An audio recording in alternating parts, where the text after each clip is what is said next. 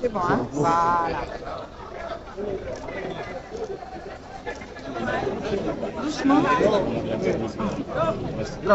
Enlève la tête.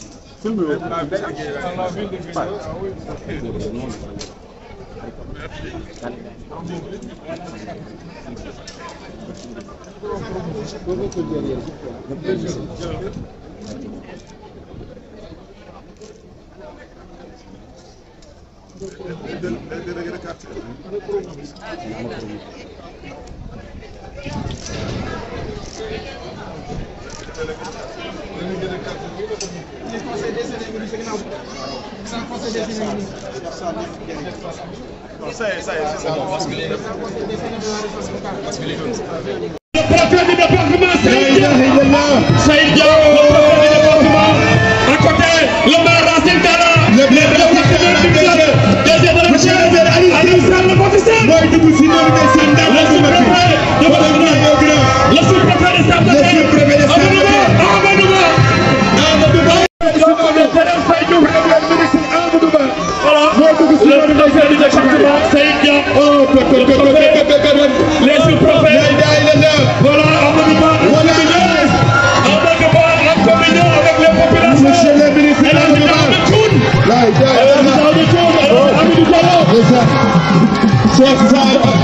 monsieur le maire,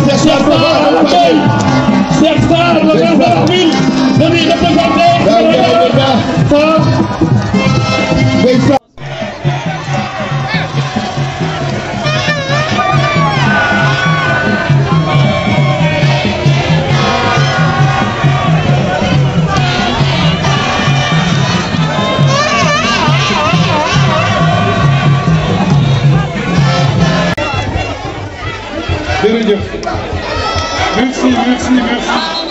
Merci.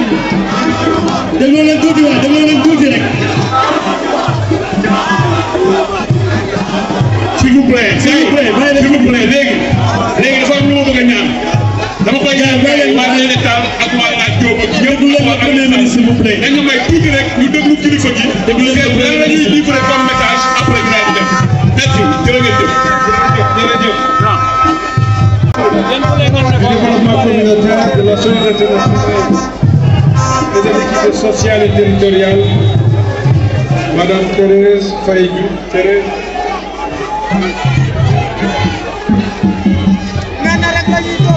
Mesdames, Messieurs les ministres, honorables députés, Monsieur le gouverneur de la région de Dakar, Monsieur le préfet de la ville de Guédiawaye, Monsieur le maire, Mesdames, Messieurs les autorités administratives, territoriales et religieuses, c'est vous dire tout le sentiment de fierté qui m'habite ce soir en procédant à cette inauguration.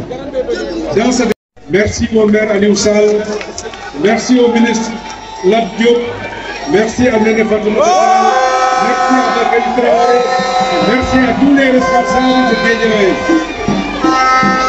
Merci au maire Racine.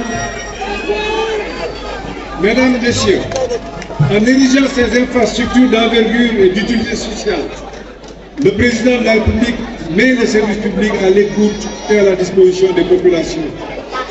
Que de bonheur ressenti en voyant de si beaux édifices réalisés par des Sénégalais et pour des Sénégalais dans un département et par-delà du souci d'équité territoriale. L'accès des populations aux services d'équipement et infrastructures communautaires de base est encore plus que jamais une préoccupation de premier ordre.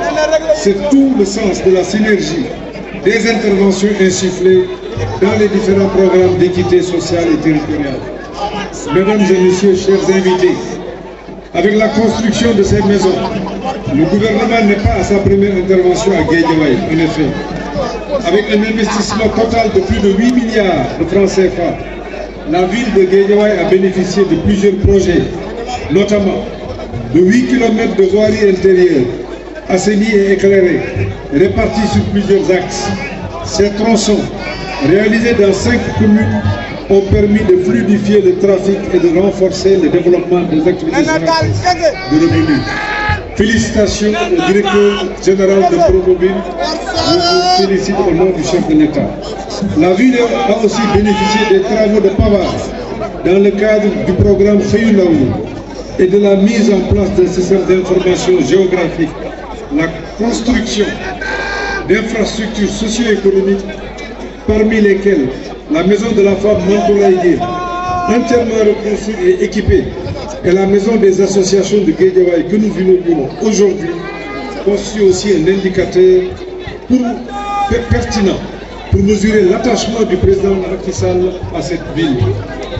Je félicite aussi la directrice générale de 3FPT, Mme Diallo, pour sa contribution déterminante. Mesdames et messieurs, pourquoi la maison des associations?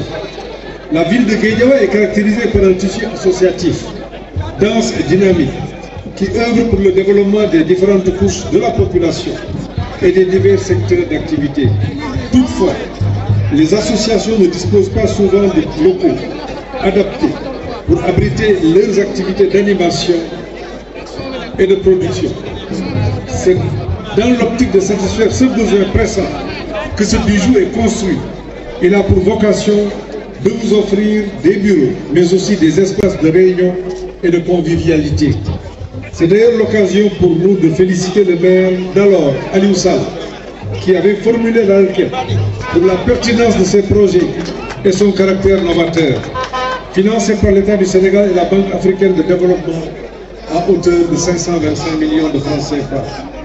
La maison de la femme Mantoulaye, quant à elle, est une infrastructure de dernière génération entièrement équipée et destinée au groupement de femmes et de Guédiawaye qui vont en bénéficier, tout comme les équipements associés tels que les unités de transformation de fruits et légumes et les unités de transformation céréalière. Aujourd'hui, population de Guédiawaye, nous vous livrons ces magnifiques infrastructures pour une valeur de 670 millions de francs CFA. Je vous exhorte à définir ensemble la meilleure organisation possible pour qu'elle puisse profiter efficacement aux femmes, nos sœurs, nos mères et aux associations. Mesdames et messieurs, chers invités, permettez-moi de profiter de cette occasion pour féliciter, pour adresser mes sincères félicitations au maire de la ville de Guédiawaye, Ahmed Aïdara, pour son accueil chaleureux et sa disponibilité et son ouverture. Je voudrais également féliciter, vraiment j'insisterai, les équipes de Promoville pour l'excellent travail abattu, mais aussi les services du développement communautaire pour l'accompagnement dans la gestion de ces infrastructures. Monsieur le maire de Guédiawaye, association de Guédiawaye, la maison de la femme et la maison des associations sont à vous. Je ne doute point du bon usage que vous en ferez. Je vous remercie de votre aimable attention. Population de Guédiawaye, même di nuyu au président de la République di sant seeni responsable yëpp di nuyu di féliciter ministre Thérèse Faye Diouf moom mi nga xam ni moom moo xewle tey ci turu gouvernement bi di nuyu gouverneur préfet di nuyu le maire de la ville de Guédiawaye ak ju ko fi toogal di nuyu les anciens maires population yi yëpp maa ngi leen di nuyu di leen sant ñu ñëwoon fi tey pour jébbal leen ñaari infrastructure yoo xam ni président moo ko fi digal moo ko fi def la mu doon kër gi nga xam ne woon nañu dëppee Mantoulaye yéen muy kër boo xam ne jigéen ñi ñoo ko moom ñu mën ci def seen i activités yëpp rawatina activité yoo xam ne dañ leen ciy formé dañ ci tàggat activité yoo xam ne dañ ci mën a liggéey di daan seen doole activité yoo xam ne dañ ci mën a am ay financement loolu yëpp defal nañ leen ko jëmbal na leen kër gi ak beneen kër boo xam ni association Guédiawaye ñoo ko moom xam nga Guédiawaye dafay département bu bees